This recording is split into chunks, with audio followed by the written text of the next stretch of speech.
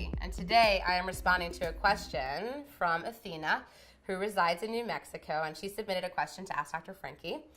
Her question is, how are lesbians so quote-unquote clique-ish? I go to public events where there are plenty of females, mostly heterosexual, and all the women introduce themselves and start chatting. But when I go to gay events, it seems as if everyone is in their little cliques. How are they so socially inept? So Athena, I think what's happening is that in the gay world, we just see there are more women in one space. And we're seeing what women naturally do, which is they tend to hang out with each other. They often, even if they're single and really wanting to meet somebody, they often are going in groups to events and really just engaging with people that they're comfortable and familiar with.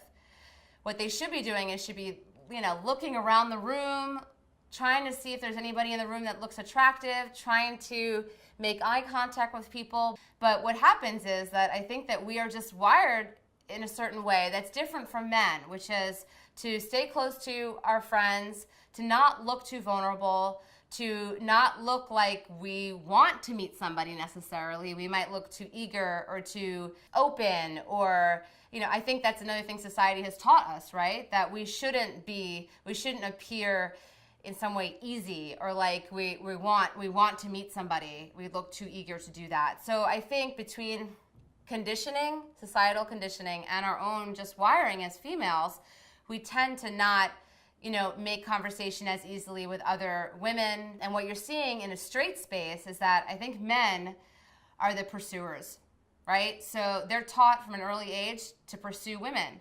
And I think they're also wired differently.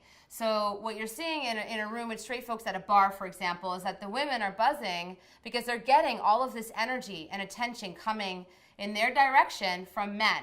They're being looked like men, right? I don't know if this is your experience, but they're looking around for a female to connect with.